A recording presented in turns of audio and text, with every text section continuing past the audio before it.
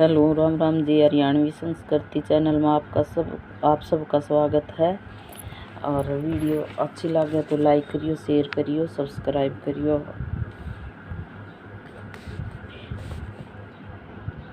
ससुराल की रीति रिवाज की एक कहानी डालना, हाँ पसंद आओ तो शेयर करियो भाई। एक लड़की विवाह करके ससुराल में आई। घर में एक तो उसका पति था, एक सास थी और एक दादी सास थी। वहाँ आकर उस लड़की ने देखा कि दादी सास का बड़ा अपमान तिरस्कार हो रहा है। छोटी सास उसको ठोकर मार देती, गाली दे देती। यह देखकर उस लड़की को बड़ा बुरा लगा और दया भी आई। उसने विचार किया कि अगर मैं सास से कहूँ कि आप अपनी सास का तिरस्कार मत किया करो, तो वह कहेगी कि कल की छोकरी आकर मेरे को उपदेश देती है, गुरु बनती है। अतः उसने अपनी सास से कुछ नहीं कहा। उसने एक उपाय सोचा। वह हर रोज काम धंधा करके दादी सास के पास जाकर बैठ जाती और उसके पैर दबाती। जब वह वहाँ ज़्यादा बैठने लगी तो यह सास को सुहाया नहीं, अच्छा नहीं लगा। एक दिन सास ने उससे पूछा कि बहू वहाँ क्यों जा बैठी? लड़की ने कहा, काम बोलो, काम बताओ, क्या काम है? सास बोली कि काम क्या बताएं, तुम वहाँ क्यों जा बैठी?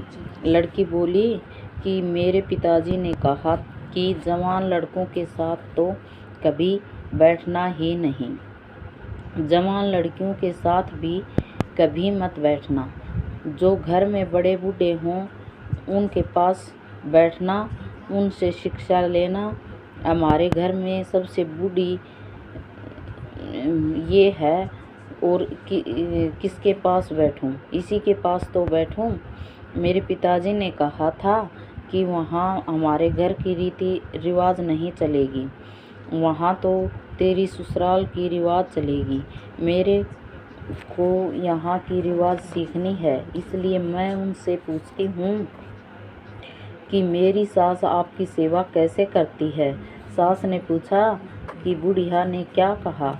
वह बोली कि दादी जी कहती है कि यह मेरे को ठोकर नहीं मारे, गाली नहीं दे तो मैं सेवा ही मान लूँगी। सास बोली कि क्या तू भी ऐसा ही करेगी? वह बोली कि मैं ऐसा नहीं करूँगी। मेरे पिताजी ने कहा है कि बड़ों से ससुराल की रीति रिवाज सीखना। सास डरने लग गई कि मैं अपनी सास के साथ तो बर्ताव करूँगी, वही बर्ताव मेरे साथ होने लग जाएगा। यह जगह कोने में ठेकरी इकट्ठी पड़ी थी। एक जगह कोने में ठेकरी इकट्ठी पड़ी थी। सास ने पूछा, बहू ये ठेकरी क्यों इकट्ठी की हैं? लड़की ने कहा, आप दादी जी को ठेकरी में भोजन दिया करती हो, इसलिए मैंने पहले ही जमा कर ली।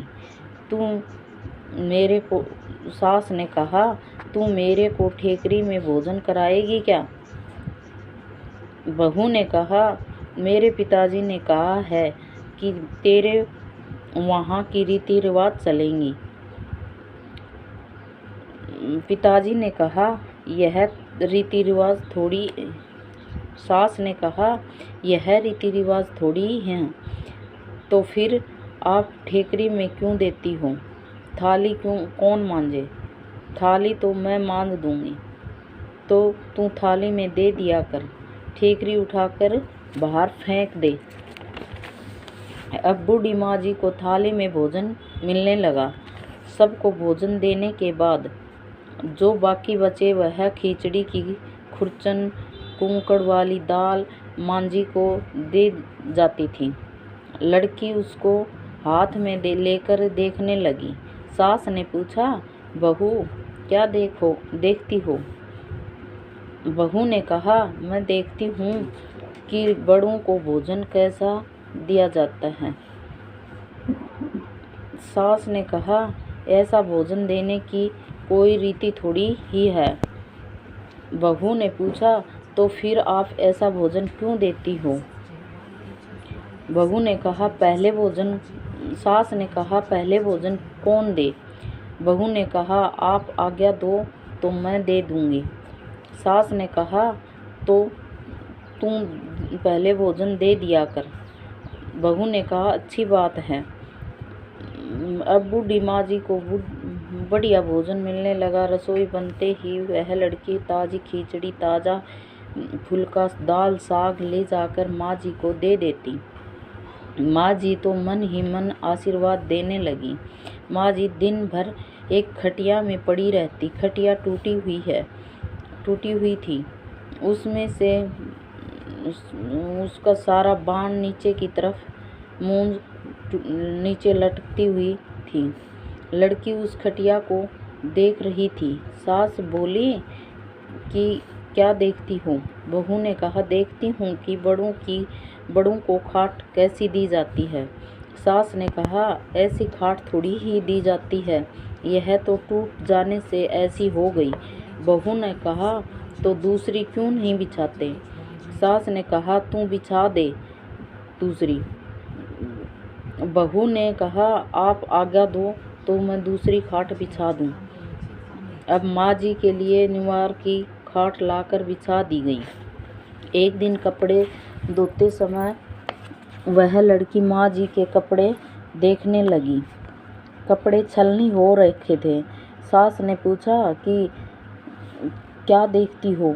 देखती हूँ कि बहू ने कहा देखती हूँ कि बूढ़ों को कपड़ा कैसा दिया जाता है।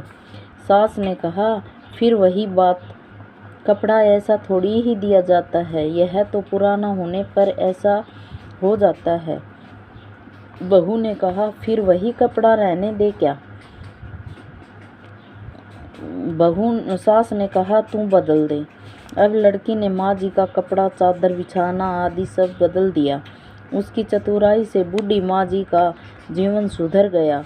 अगर वह लड़की सास को कोरा उपदेश देती तो क्या वह उसकी बात मान लेती? बातों का असर नहीं पड़ता, आचरण का असर पड़ता है। इसलिए लड़कियों को चाहिए कि ऐसी बुद्धिमानी से सेवा करें और सबको राजी रखें। धन्यवाद।